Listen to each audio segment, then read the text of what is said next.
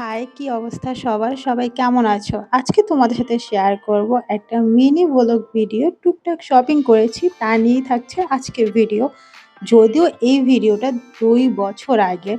আমি এতটাই লেজি যে এইটা আপলোড করব করে করাই হয়নি। তো আজকে ভাবলাম যে ওকে আপলোড করি। তো আমরা ১ম এ চলে যাই বাঁধনের চুল কাটার জন্য মাসুদ খান বিউটি জোনে। কারণ আমার এখান থেকে চুল কাটতে ভালোই লাগে। আমি প্রায় ওদের এখান থেকে সার্ভিস নিই। তো ভাবলাম বাঁধনের চুলটাও এখান থেকে কাটাই। তো আমি আর বাঁধন একটু ওয়েট করতেছিলাম। যদিও বাঁধনের বড় চুলগুলো কেটে ফেলাতে আমার এত কষ্ট হচ্ছিল, আমি ওর চুল কাটতেই চাচ্ছিলাম না। আজ কাল করে ওকে ২-৩ মাস যাবৎ বলতেছিলাম যে, "না, চুল কাটার দরকার নেই, চুল কাটার দরকার নেই।" বাট পরে দেখলাম যে ওর চুলগুলোও খুব খারাপ হয়ে যাচ্ছিল। তাই ভাবলাম যে না, এবার ওর চুলগুলোকে কেটেই ফেলি। যদিও ওর অনেক বড় চুল ছিল আর চুলগুলো কাটায় ও কাটতেছিল আর আমার খুব বেশি খারাপ লাগতেছিল। অ্যান্ড চুলগুলো কাটার পরে আমি এইসব চুলগুলো নিয়ে আসি, ওর এই বড় চুলগুলো রেখে দিই। এর আগেও ওর অনেক বড় চুল ছিল, ওগুলো কেটে ফেলছে। তো ওই চুলগুলো আমি এনে বাসায় এনে রেখে দিয়েছিলাম। দেন আমার মাথায় অনেক বড় চুল ছিল। ওগুলো যখন আমি কাটি তখন ওই চুলগুলো আমি রেখে দিই। আমার না মানে ফেলতে ইচ্ছা করে না, অনেক বেশি কষ্ট হয়। দেন ওনরা আমাকে বলতেছিল যে কতটুকু কাটবো, আর বাঁধন বলতেছিল যে আরো বেশি করে কাটতে। বাট আমি বলতেছি যে না, এত বেশি কাটার দরকার নেই।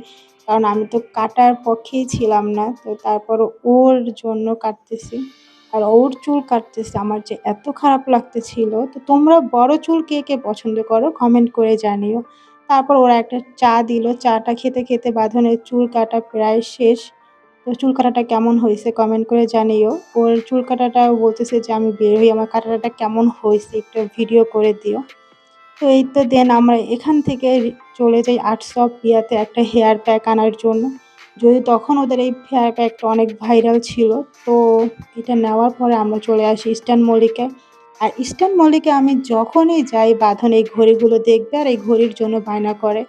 তারপর কিছু কসমেটিক্স দেখতেছিলাম, বাট যদিও ওভাবে কোনো কিছুই ভালো লাগতেছিল না। আমার কিছু কাঁকড়া নেওয়া দরকার ছিল। তো কিছু কাঁকড়া নিলাম।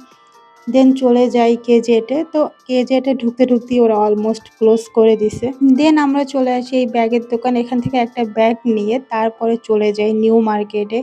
নিউ মার্কেটে যেয়ে একটা কমফোর্ট দেখতেছিলাম। আম্মু বলে দিছিল একটা কমফোর্ট নেওয়ার জন্য। তো কমফোর্টারগুলো অতটা ভাল লাগতেছিল না। অনেকক্ষণ আবার এর থেকে মার্কেট বন্ধ হয়ে যাচ্ছে। তার মধ্যে আবার কমফোর্ট চয়েস করতে দেন এটা ভালো লেগে গেছিল।